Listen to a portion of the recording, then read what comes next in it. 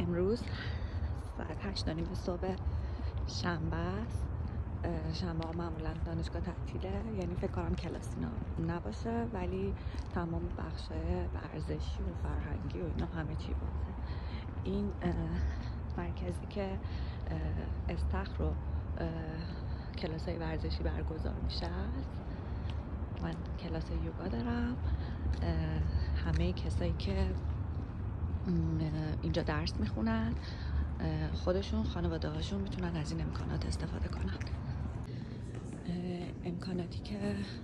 امکانات ورزشی و کلاس ها واسه خودشون و فکر میکنم حتی استخر برای خودشون رایگانه، یعنی برای دانشجو رایگانه، ولی برای خانواده هاشون باید شهریه‌اش رو پرداخت کنن که شهریه‌اش هم اونقدر زیاد نیست.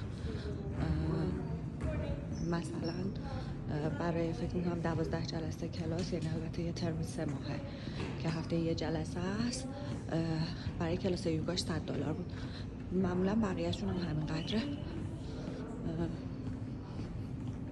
یعنی تو همین حدود هست. حالا اینجا میریم این کلاس یوگا تو کلاس دنس استودیو برگزار میشه.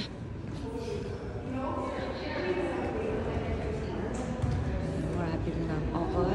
این قسمتی که داریم میریم که الان قسمت استخره، یعنی از قسمت استخر رد میشیم.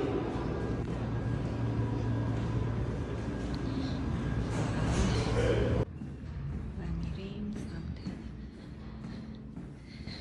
دنس استودیو شروع کلاس. فکر کنم تو کلاس نمیتونم بگیرم.